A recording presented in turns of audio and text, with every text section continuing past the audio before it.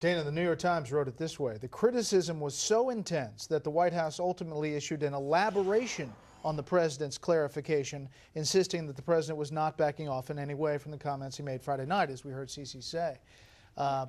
This is getting sticky. Well, when I first heard about it, when I woke up Saturday morning, I just had a sharp intake of breath, and I thought, why did they need to do this? Because they were finally positioned, as you saw Robert Gibbs saying it was a local issue. And now, as Cece says, if it was in the remarks, they didn't even bother to give a heads up to the 9/11 families. And that was, I think, seen as insensitive. Then the clarification that he gave on the tarmac was weak tea and even hard to swallow at that point. And there's a saying in communications that if you're explaining, you're losing. Well, if you're having to explain your clarification, then I don't know what you're doing. You might as well, grab a couple beers from the cooler and jump down the slide on the off the plane, because you're in a really bad position. 68% of the people say that they are against it, and people have really wrestled with this issue in the country.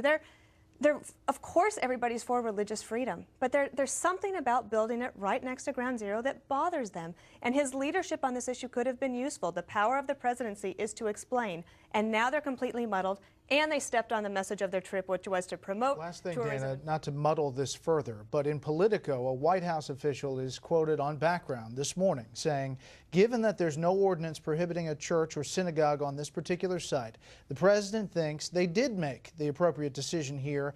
That's what it means to be treated equally. What's a reporter to do? They're saying it, they're for it, they're not for it. He said he's not.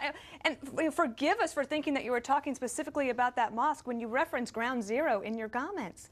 I think that this is just, in Lower Manhattan. If you're having to cite local zoning laws to defend the president's position rather than him being able to stand up and principally say what he is for, and we might not agree with it. You're not going to agree with every decision that a president makes, but let's understand his thinking. Now we're all just confused. Nina? He could not have been clearer on Friday night, and this is just all this is doing is adding to the damage. It's rubbing the spot on the wall. Yeah.